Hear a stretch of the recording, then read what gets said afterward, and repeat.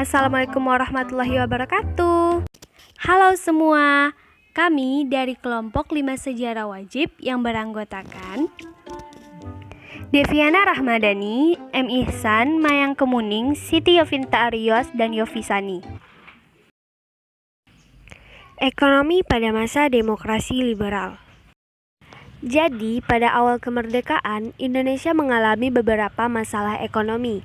Yang pertama yaitu hiperinflasi, yang kedua blokade ekonomi Belanda, dan yang ketiga kekosongan kas negara. Hiperinflasi. Hiperinflasi adalah inflasi yang tidak terkendali, di mana terjadi lonjakan harga yang terjadi secara cepat dan tiba-tiba, tanpa adanya kenaikan pendapatan secara umum, sehingga jumlah uang yang beredar terlalu banyak, namun nilai mata uang turun secara drastis. Kondisi hiperinflasi terjadi apabila tingkat inflasi lebih dari 50%, bahkan mencapai 100% dalam sebulan. Dan penyebab terjadinya inflasi saat awal kemerdekaan yaitu peredaran mata uang Jepang yang tidak terkendali pada masa awal kemerdekaan turut menyebabkan terjadinya inflasi. Di mana saat itu Indonesia belum mempunyai mata uang sendiri, baik itu uang nikah, dan uang Jepang masih beredar di mana-mana. Blokade ekonomi Belanda. Nah, jadi tujuan Belanda melakukan blokade ini antara lain mencegah masuknya senjata dan militer ke Indonesia, mencegah keluarnya hasil perkebunan, serta melindungi bangsa Indonesia dari perbuatan yang dilakukan bangsa asing. Kekosongan kas negara.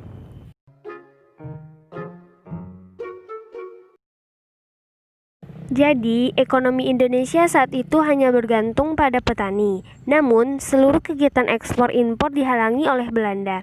Akibatnya, kas negara Indonesia saat itu menjadi kosong. Upaya mengatasi masalah ekonomi pada awal kemerdekaan antara lain mendirikan Bank Negara Indonesia atau BNI, melakukan diplomasi beras dengan India, mendirikan Indonesia Office atau Indof di Singapura, mengadakan konferensi ekonomi, membentuk Badan Perancang Ekonomi atau Planning Board, melaksanakan Kasimo Plan, membentuk Persatuan Tenaga Ekonomi atau PTE, serta melaksanakan program pinjaman nasional. Menurut Sumitro Jojo Hadikusumo, pembangunan ekonomi pada masa demokrasi liberal masih menemui berbagai hambatan. Kondisi tersebut disebabkan oleh sistem ekonomi kolonial yang masih mengakar kuat di Indonesia. Menghadapi kondisi tersebut, Sumitro Jojo Hadikusumo menitikberatkan ekonomi nasional dengan memperkuat sistem perdagangan. Selain itu, pemerintah merangkul kaum pribumi untuk mewujudkan kelas pengusaha pribumi. Upaya mengatasi masalah pada demokrasi liberal. Yang pertama yaitu Gerakan Benteng, memberikan bantuan kepada kalangan pengusaha pribumi agar ikut berpartisipasi dalam pembangunan nasional.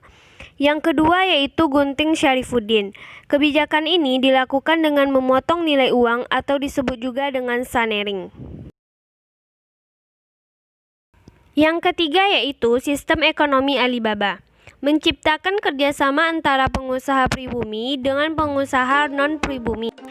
Jadi, sistem ini merupakan gagasan dari Menteri Perekonomian pada masa Kabinet Ali Sastroamidjojo I yang bertujuan untuk memajukan pengusaha pribumi melalui kerjasama ekonomi antara pengusaha pribumi dengan pengusaha Cina.